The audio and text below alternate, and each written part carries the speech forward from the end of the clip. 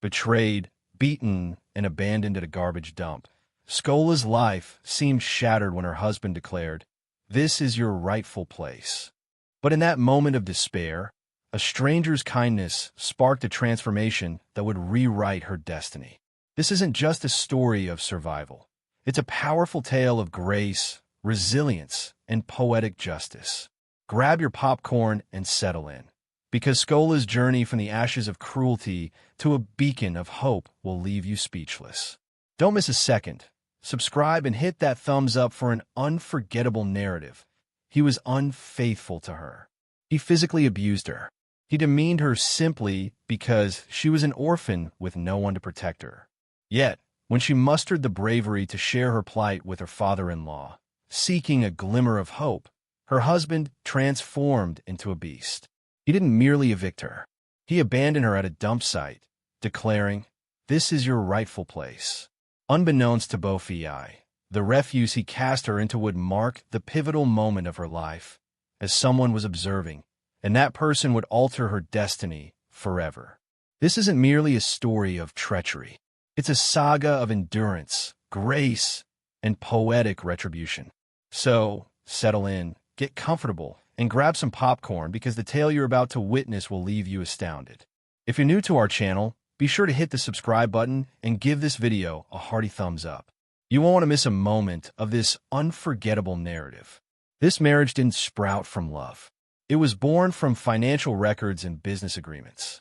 Well before the wedding announcements were made, Chief Jide, Skola's sole remaining kin, called her to the parlor of his Ikoyi duplex and declared, as if reciting shipping costs, that she would wed Bofi. "This marriage will secure my deal with Chief Femi," he stated, tapping on a calculator. As an orphan, Skola had neither dowry nor advocate. She nodded, as agreement was less risky than dissent, and no one had ever sought her opinion on her own future. She would wed a stranger, not out of desire or happiness, but out of duty. On the designated Saturday, she stood in the cathedral's side alcove, clutching a borrowed veil with trembling hands. There were no bridesmaids, only Chief Jide, whispering urgently with Chief Femi a few rows away. The stained glass saints, glowing in the morning light, seemed to flinch at the sound of checks being torn from a ledger.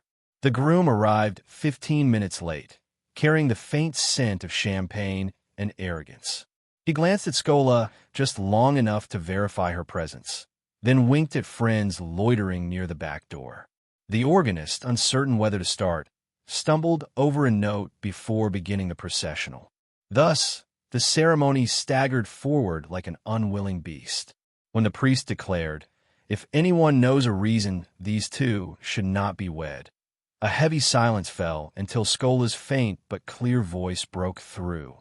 "I do," gasps echoed off the marble columns. Chief Jide's nails pressed crescent marks into her arm. "You will not ruin my business," he whispered sharply. Her face paled. Obedience, an orphan's ingrained habit, silenced her once more. After 5 agonizing seconds, the priest, flushed with embarrassment, continued the ceremony as if nothing had occurred. Sacred vows felt more like transactional contracts in that moment. Confetti swirled outside, masking the shaking in Skola's hands. A photographer pleaded for a smile. She managed a strained expression that, in hindsight, resembled a hostage's proof-of-life photo. Bofi accepted congratulations while admiring his reflection in the limousine window, already weary of the event. That first night, tropical dusk descended swiftly on Victoria Island. Bofi's duplex, a stark white cube facing the lagoon, welcomed its new mistress with quiet hallways and locked cabinets. In the master bedroom, he tossed a scarlet silk nightgown onto the bed. "Wear something presentable tomorrow," he said, undoing his cufflinks. "I can't introduce you to people looking like a charity case." Skola, taught to express gratitude even for scraps, folded the gown with ritualistic care, though it stung her pride like barbed wire. Days melted into scenes of humiliation. A fork crashed down because her agussi lacked flavor. A designer dress was torn from her shoulders because it didn't suit his image. A mobile phone shattered. when she tried to call the seamstress who had shown her kindness during fittings. Each apology felt more diminished than the last, until her own name sounded alien on her lips. When solitude became unbearable, she started a diary, its delicate pages absorbing blue ink and unshed tears. She wrote of the cathedral saints who observed but didn't act, of the veil that trembled like a scared bird, of a husband who called her an asset in public and a burden in private. One entry closed with a line she dared not speak aloud. I have married an emptiness posing as a man. Outside, Lagos sparkled with joys she couldn't touch. Lagoon breezes, sea aromas, laughter drifting from beach bars. Inside, window latches clicked shut each evening as Bofiai performed his ritual of control, securing her as nonchalantly as others might close drapes. Each bolt locked with a finality that marked the end of Hope's unfinished sentence. The duplex had 15 sash windows, clear portals that could have framed lagoon sunrises. Yet every evening, Bofiai locked each one, turning brass latches with a precise click, click, click that sounded to Scola like cell door padlocks. Security is tight on the island, he'd say, pocketing the key. The real prison wasn't the house. It was the certainty that she could never leave on her own terms. Bofiai's routines became decrees. On Mondays, he jogged before dawn, returning only to grumble that the bathroom smelled too feminine. Tuesdays, he came home early enough to taste dinner and deem it either tasteless as borehole water or too spicy for refined palates, both judgments ending with the plate swept into the trash. Wednesdays, he stayed out entirely, sending a curt text. Business drinks, don't wait up, as if her waiting was optional. Thursdays, he returned home carrying the scent of unfamiliar perfume and humming nightclub tunes. Fridays were the worst. He stormed in drunk, face flushed beneath his brown skin, wielding new insults honed in barroom chatter. Scola recorded the days in her diary's margins like a prisoner's tally marks. June 3rd, he raged over fingerprints on a water glass. June 10th, he mocked that my voice could sour milk.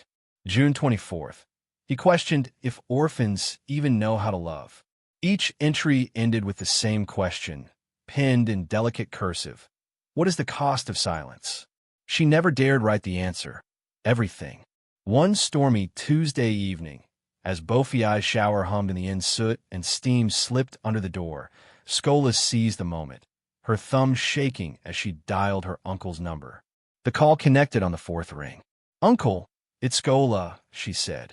A distracted pause followed, then the sound of rustling papers. "Why call during business hours?" She swallowed hard. "Bofiai hits me. He hurts me, sir. I fear I might die here."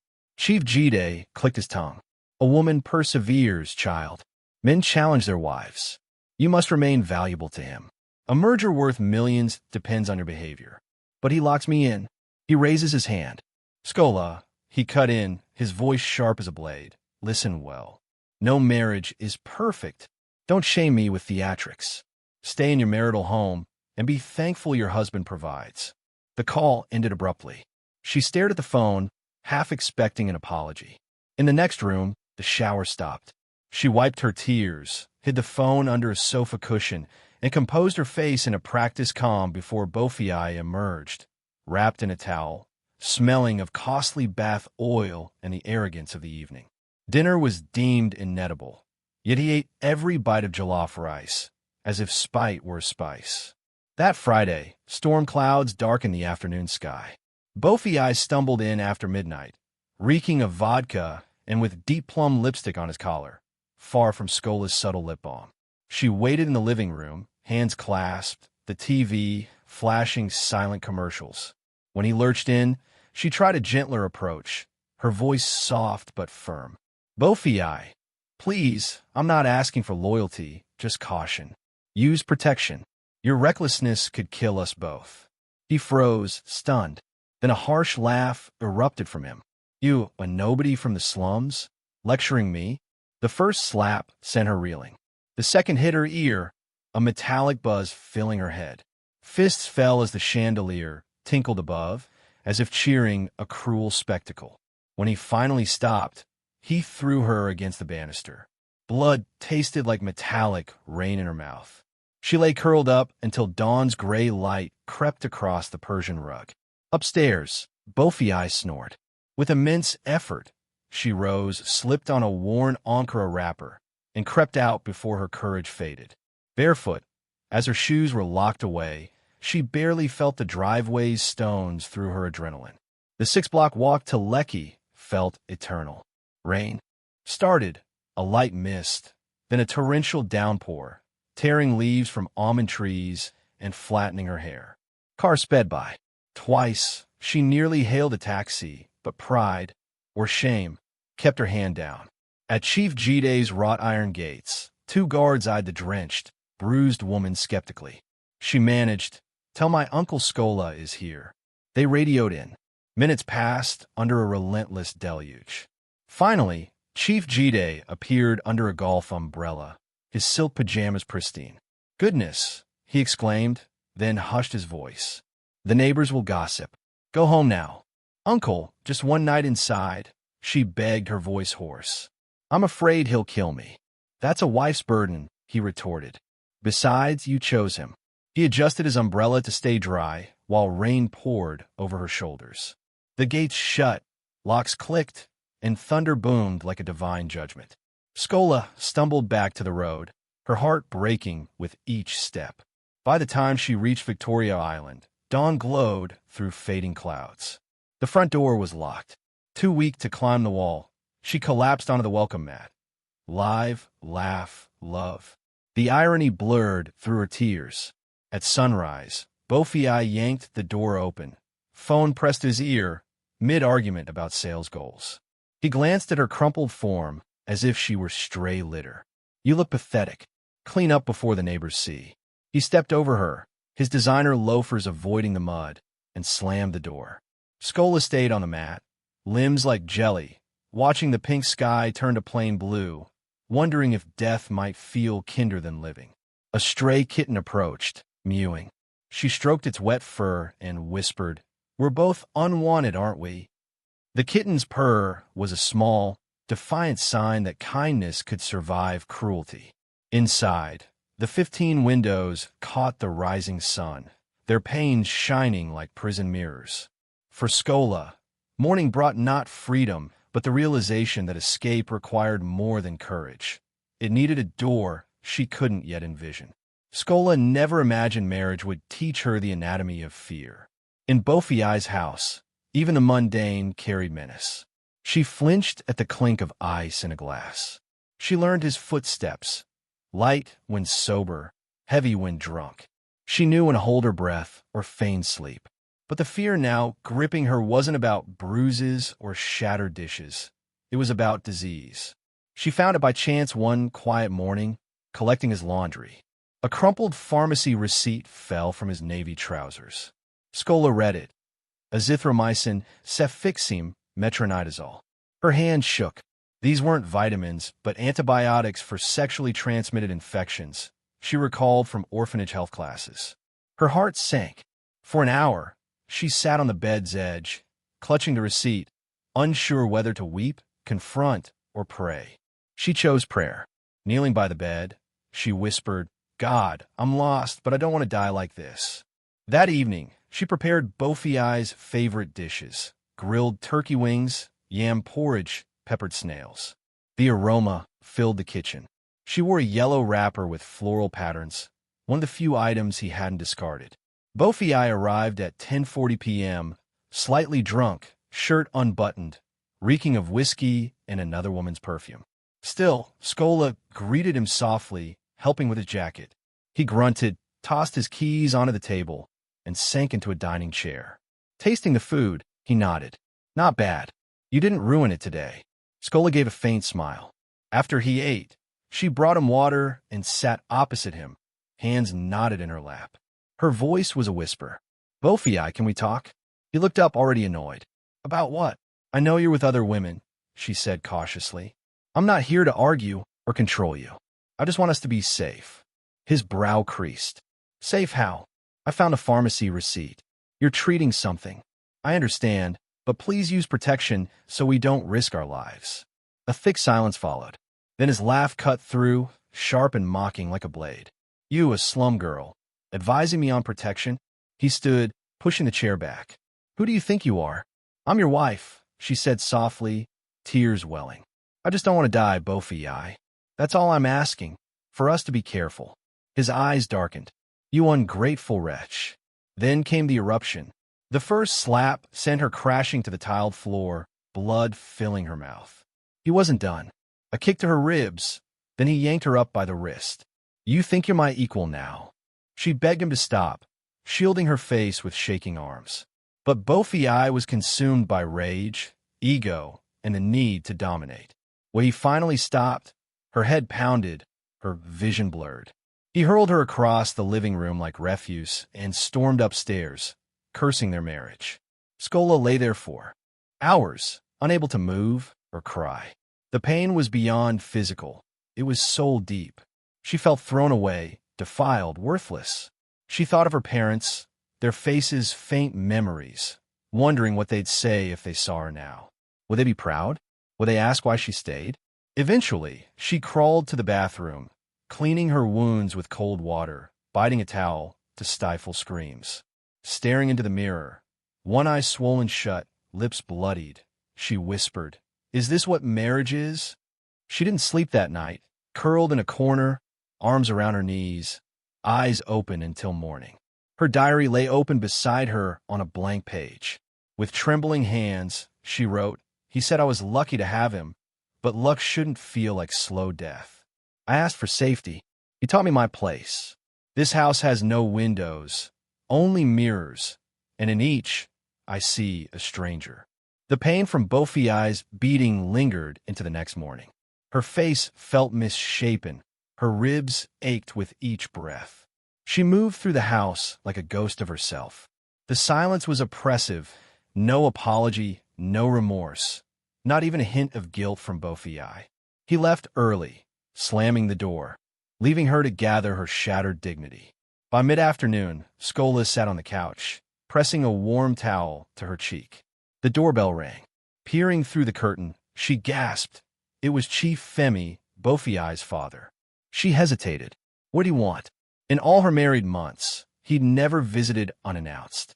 With shaking hands, she opened the door.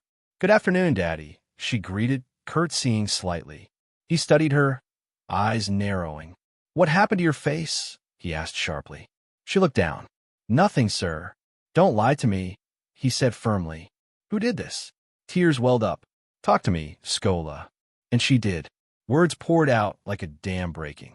She spoke of the insults, the beatings, the infidelity, the threats, the fear, everything but her silence, which had cost her more than words could express. Chief Femi stood in the living room, stunned. After she finished, he was quiet for several seconds, then exhaled heavily and nodded. "Thank you for telling me. You've done nothing wrong." Then he left. That evening, Bofi returned earlier than usual, but there was no warmth, no greeting, only fury in his eyes. "You reported me to my father?" he barked. Skola froze. "You want to destroy me? Get me cut off from the company?" "I didn't ask him to punish you," she said softly. He asked. "I just answered." Bofi's chest heaved. He didn't strike her this time, but his silence was louder than any blow. For days, he barely spoke, leaving early and returning late. She heard him slamming things in the guest room. Something was brewing. She felt it. Then, one evening it happened. It was a Saturday, rain pounding the roof like a warning. Skola was in the kitchen, stirring soup, when Bofi called, "Skola, come here." She wiped her hands and entered the living room. There sat her old Ganamusco bag from her wedding move-in, next to a pile of her most worn-out clothes. "What's this?" she asked. "You're leaving," Bofi said coldly. "You don't belong here anymore." "What?" "You heard me. Get out." She shook her head, disbelieving. "Bofi, where will I go?" "Not my problem," he snapped. "You think you can tattle to my father and stay? Nonsense." He stuffed the tattered clothes, old wrappers, worn slippers, frayed nightgowns, into the bag, excluding anything he'd bought. "Take only what you brought." He opened the door. "Move." "Bofi, please," she cried. But he grabbed her arm, dragged her into the rain, and shoved her toward the car. She sat in the back seat, soaked and shivering, tears blending with the storm. They drove for 30 minutes through Lagos's back roads, Skola clueless about their destination. Finally, Bofiai stopped at Olusesun Dump, where rotting trash bags sat under crude signs, reeking of decay and lost lives. He stepped out, opened her door, and pulled her out. "This is your place," he said, "trash with trash." She stumbled, falling into mud beside broken bottles and discarded umla. Her bag thudded beside her. "Thank my father for the disgrace." He sped off, tires screeching as if celebrating his cruelty. Skola sat, drenched and stunned, grasping what it meant to be discarded, not just left but thrown away. Flies buzzed. A rat scurried between bins. A child scavenger glanced at her curiously. She tried to stand, but pain shot through her leg. She cried quietly, her voice gone. Curled against a tire wall, clutching her bag like a shield, she whispered, "God, if you're watching, I'm out of strength." Then a car approached, headlights piercing the rain. It stopped.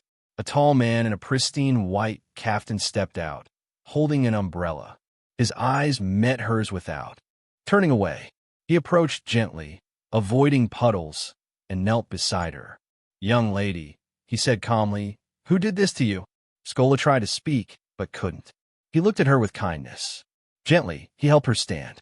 "I don't know your story," he said softly, "but no one deserves this. No one." He signaled his driver and turned to her. "I'm Amaka Japheth. You'll be okay." That night, under a Lagos rain, her life changed.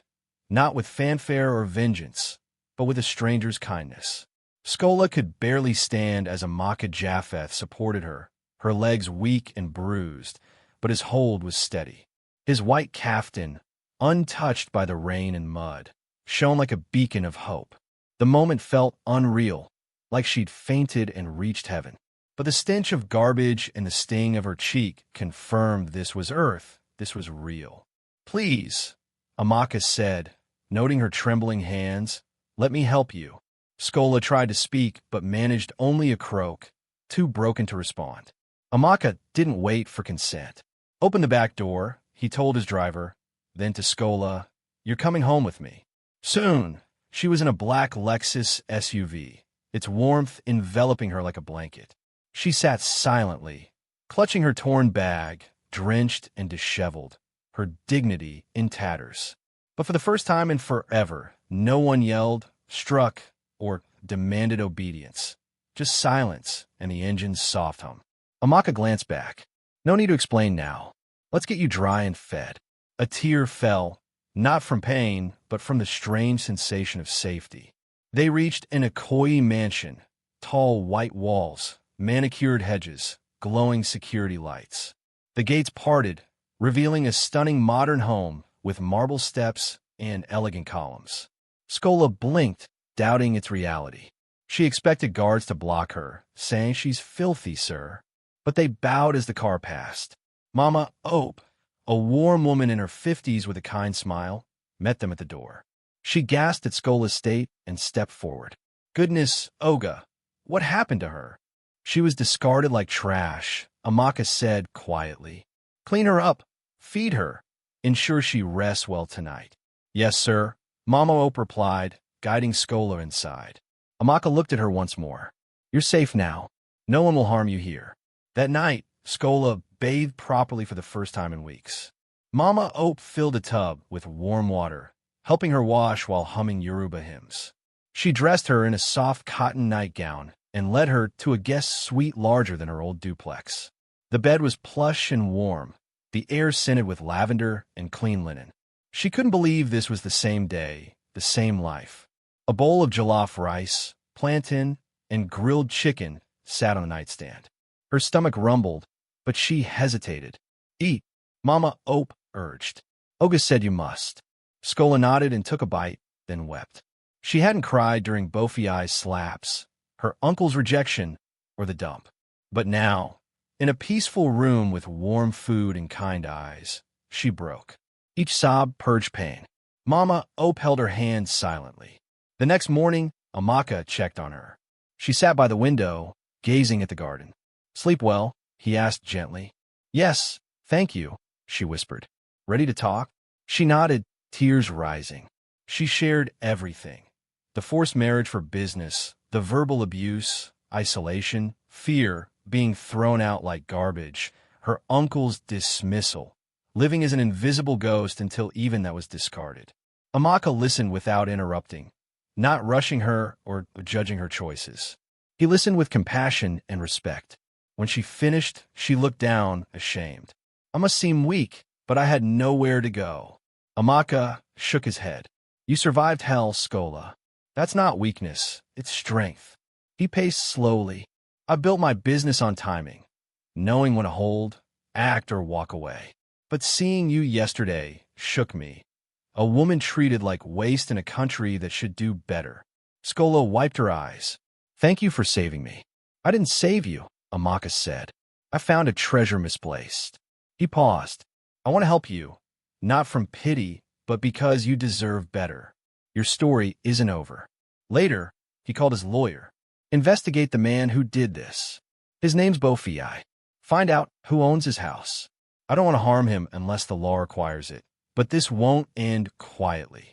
When he told Skola about possible legal action, she shook her head. No, please. I don't want revenge, just peace. Amaka was stunned.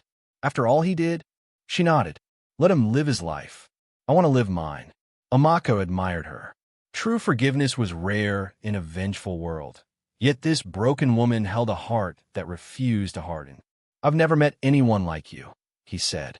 Silently, he vowed to give her the life she was denied. Not as charity, but as justice wrapped in grace. Amaka Japheth had known many women, models, executives, diplomats' daughters, but none had washed his car. So, one misty morning, seeing Skola scrubbing his Lexus's rims on her knees, he froze, perplexed. She wore Mama Ope's oversized wrapper, her hair tied in a scarf, working purposefully beside a soapy bucket. She hadn't seen him, humming softly despite her pain. He approached. Skola, what are you doing? She jumped, nearly spilling the bucket. Good morning, sir. You shouldn't be washing cars. You're not a maid. She stood, wiping her hands. I'm doing it because I'm grateful, not because I must. You've endured enough. You deserve rest. Skola smiled faintly. Rest doesn't fulfill me like work does. This feels like giving back. Amaka studied her. Pain lingered in her eyes, but so did unbreakable resilience. All right, but let the staff handle it next time. She nodded. Yes, sir. That day, during a business lunch, Skola served a steaming plate. Vegetable soup, pounded yam, tilapia with crayfish and bitter leaf. She placed it before him nervously. I wasn't sure if you like spicy food. He took a bite, then another, and leaned back, amazed. This is phenomenal. She blushed. Thank you. Mama Ope taught you? No, she said shyly. I cooked a lot for him. Amaka knew who. And he treated you like that? He asked softly. Skola shrugged. When someone doesn't value you, nothing you do matters. Silence fell, weighty but comfortable. I value this, he said, lifting his fork, and I value you. She looked up surprised. He meant it. That evening, in the garden, the sun set, gilding the grass. Skola sipped Zobo as Amaka shared his past, selling brake pads in Onitsha, building his shipping business, losing his mother at 16, which hardened him. I kept everyone at a distance, he admitted. Business was my shield. And now, she asked. He met her gaze. Now, I see healing comes from people, not walls. She looked down. I'm still broken. No, you're healing, he said. Your gentleness after everything. That's strength. A pause, filled with birdsong and evening's hush. Skola whispered. I never thought I'd find peace again. Amaka leaned forward. I want you to have more than peace, joy too. Weeks passed. Mornings, Skola tended flowers or polished furniture, made juice, laughed with Mama Ope, read from the study. Evenings, Amaka found reasons to sit with her on the balcony by the koi pond under the stars. They discussed politics, pain, music, recipes, forgiveness. Slowly, Amaka's heart shifted. This wasn't pity or duty. It was love, pure and unexpected. On the 24th day, at breakfast under the gazebo, Accra and Pap, he spoke. Skola, I need to be honest without pressure. Her heart raced. I didn't plan this, but you've changed me. You remind me of who I was before wealth and power. You bring peace where I chase success. Your quiet strength is real. She blinked, speechless. I'm not asking you to erase your past. He pulled out a velvet box, revealing a simple gold band. Will you let me build a future with you? Her hands covered her mouth. You want to marry me? Yes. Not because I saved you, but because I see you, respect you, love you. Tears brimmed. Amaka, I've been treated like trash so long. I don't know how to feel worthy. He knelt, taking her hand.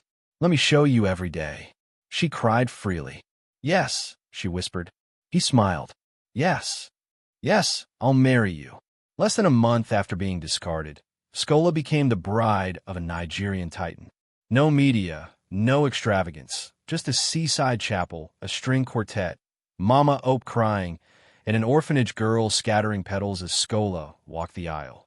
Amaka stood at the altar, proud not of her survival, but of her transformation. His wife, his miracle, his treasure from the dust.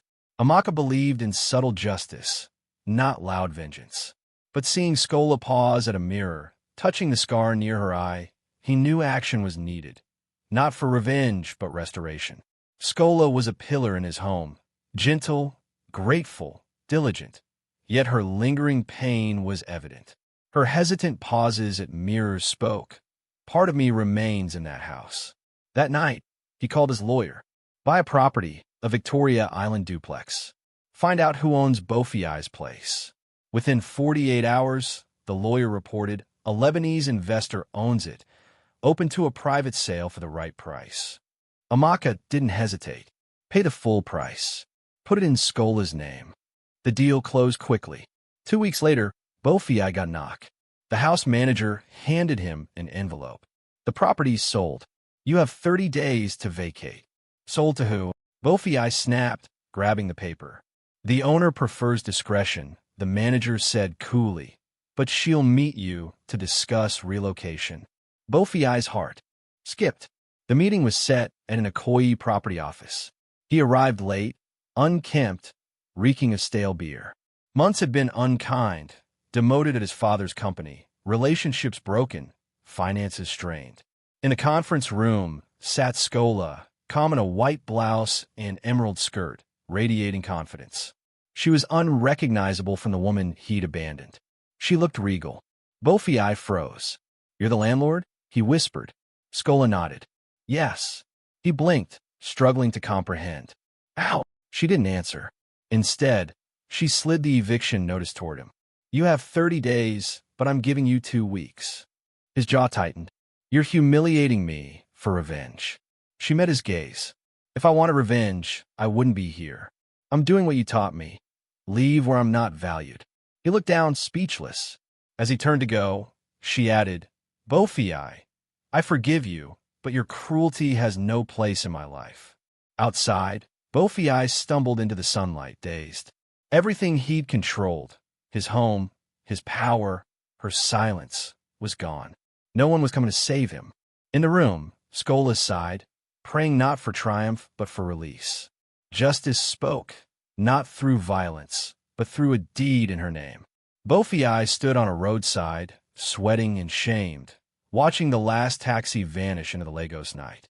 Eviction was no longer a dream, but reality. His belongings sat in a worn suitcase.